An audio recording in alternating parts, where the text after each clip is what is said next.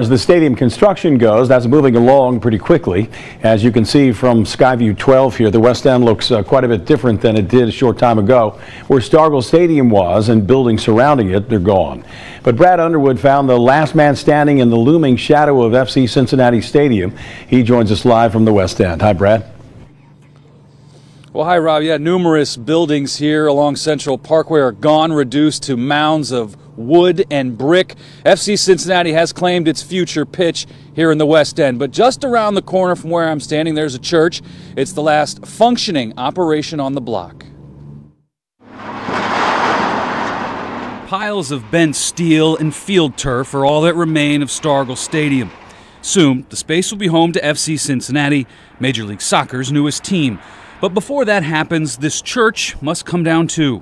You don't put your heart into something 28 years and just walk away with no emotion in it, you know. So, yeah, there'll be a couple of services where I'll have to grab my composure. Patrick Winkler is the pastor of the Lighthouse Worship Center on Central Avenue. That's the original right there.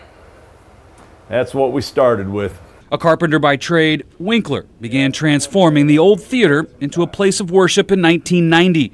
He built new ceilings, floors, the stage, just about everything inside, shaped by his own hands. But I never wanted to go with just, cheap junk. I always felt like the Lord's house ought to go ahead and be treated right.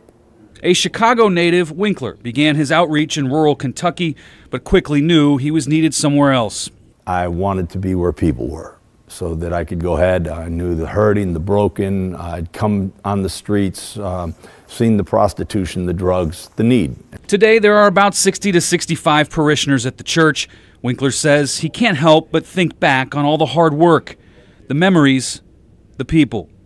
But he's also looking ahead. The remodeling of people that's been the most joyful, and so it's a bittersweet. It's like I believe in the providence of God, so I have to believe in the timing of God in that, and so my season must be over here. Interesting comparison there to Pastor Winkler. Now the church will host its final Christmas meal and clothing giveaway to members of the community and the homeless. That is on Sunday morning. Now he says they hope to move out late January, early February, but he did mention that Jeff Birding and FC Cincinnati have been very involved, diligently working with the church to not only find them a new home, but find them the right home. Reporting live tonight in the West End, Brad Underwood, Local 12 News. Rob. Brad, thanks very much. That new home for the church will most likely be in Fort Wright.